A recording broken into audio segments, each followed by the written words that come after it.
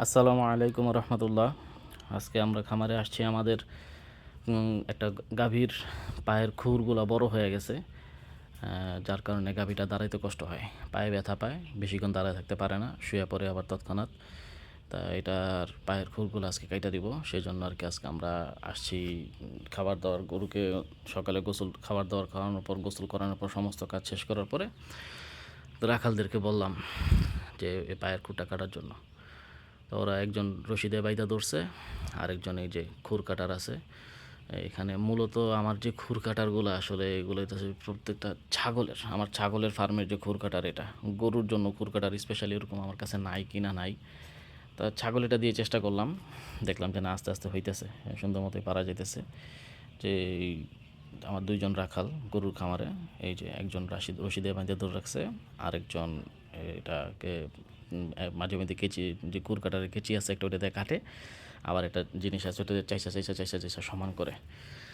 তো এরকমভাবে করতেছে, এবং দেখলাম যে না, এটা দিয়ে হইতেছে। মূলত জিনিসগুলো ধারালো, তো এগুলো খুব ধারালো, তীক্ষ্ণ, যার কারণে খুব ভালোভাবেই করা করা যেতেছে। এই আর কি। এই যে কেচিটা, এই কেচিটা দিয়ে আমরা ওরা আর কি একটু কাটতেছে, আর ওই যে নিচে যে রাখা আছে ওটা দিয়ে ঘষা ঘষা ঘষা ঘষা সমান করে দিতেছে, চাইছা। তো এই হইতেছে, এভাবে করে খুর কেটে দিতেছি। তা এখন খুর কেটে দেওয়ার পরে দেখলাম যে একটু, হ্যাঁ, একটু সুন্দর লাগতেছে শেপটা। এই গরুটা মূলত হচ্ছে আমার না, এটা হচ্ছে মূলত আমার ফ্রেন্ডের গরু। আমার ফ্রেন্ডের 3টা গাভী ছিল, সে শখ করে তার শ্বশুরের কাছে পালতে দিছিল, কিন্তু তার শ্বশুর খুব মারাত্মক পরিমাণে অসুস্থ হয়ে গেছে, আর 3টা গাভীর জন্য লেবার নিয়ে সে পারবে না। তাই আমার কাছে বললো যে ভাই, 3টা গাভী আমি আপনাকে দেই,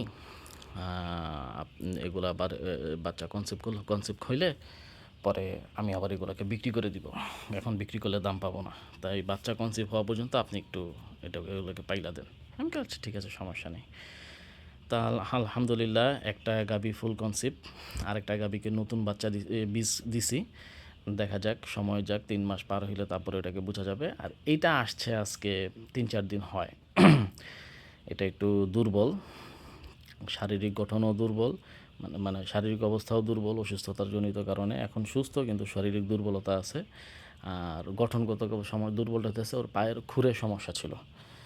তাই যার কারণে খুরগুলা আজকে আমরা কাইটা দিলাম। এক পা কাটা শেষ, আর একটা পা কাটতেছে।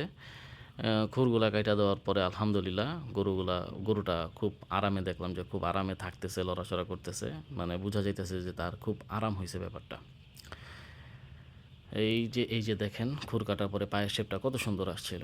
আর তখন যখন খুর কাটার আগে, তখন পায়ের সামনের অংশ বাইর হইয়া, চোখ খাইয়া বাইর হইয়াছিল। এখন দেখেন কত সুন্দর দেখা যাইতেছে। তাই এই পর্যন্তই, সবাই দোয়া করবেন যেন গাভীগুলো